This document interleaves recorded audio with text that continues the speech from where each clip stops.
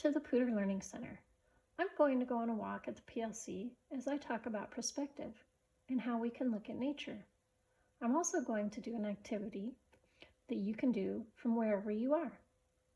The word perspective brings up so many different ideas that I have, and most of them are about how I look at something. Other words come to mind, such as angle, viewpoint, landscape, and a bird's eye view. These are just some of the words I can think of. I'm sure you can come up with many more. When I have a project or question to answer, I try to consider, what is the big picture? How can I look at this from a larger viewpoint?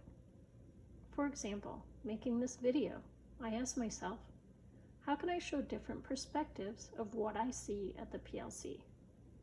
As I come to work each morning, I drive down the hill on 83rd Avenue, and I have a beautiful view of the Learning Center. I like to imagine I'm a bird soaring down into the Poudre River Valley. This makes me think of the other ways I could show an aerial view and how technology can help us to see new ways that the human eye cannot see on its own. Here are a few drone and satellite images of the PLC from above. Have you ever been in an airplane and noticed the patterns of the landscape that make you think of the world differently? After I look at the larger picture of a problem or idea as a whole, I then like to zoom in on what I want to focus on in more detail. As I go on my walk, I'm going to find something that I find interesting, something that catches my attention, like a cool rock, a flower, or a plant. You can choose your own object or location that you want to zoom in on and observe. As I was walking, I was intrigued by the cottonwood trees, the moist soil, and the layers of leaves decomposing on the ground. I decided that the cottonwood leaves would be my focus object, and I wanted to show their patterns and detail.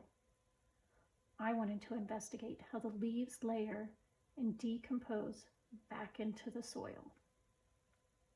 To begin my drawing activity, I found a safe area where I could sit and draw that would also be comfortable.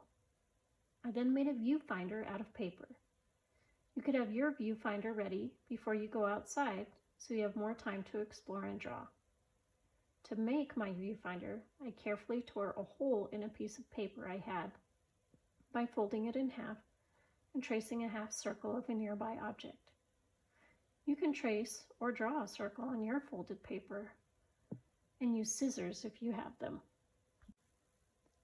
I then used my viewfinder as a stencil to draw 3 circles as my framed drawing area. These are the 3 viewpoints I drew from. I started my first drawing sitting down on the ground looking at the leaves. I then drew a more detailed drawing as I created a zoomed in view by paying close attention to the lines and shapes that I saw. And the third drawing was from a different perspective as I sat on the ground looking parallel to the nearby ledge or bank of earth where I sat below the horizon line. As I observed and drew, I began to think of more and more questions about the leaf and where it came from. Which tree did it fall from, and how long ago was it green? What is the purpose of a quadrilateral shape and the fractile patterns? Taking the time to look closely and draw from what you see opens up a whole new world to us. We can ask questions. What does it remind me of? What else does it look like? This is thinking by analogy. Thinking by analogy is one of the main tools of a scientist, a visual artist, a poet, an inventor, and many more.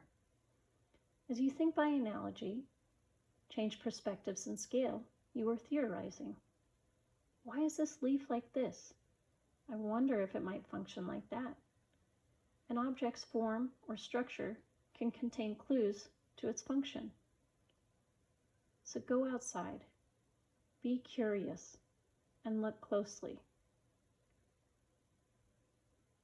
Think about the perspective that you're taking, or that you can take. Enjoy the outdoors.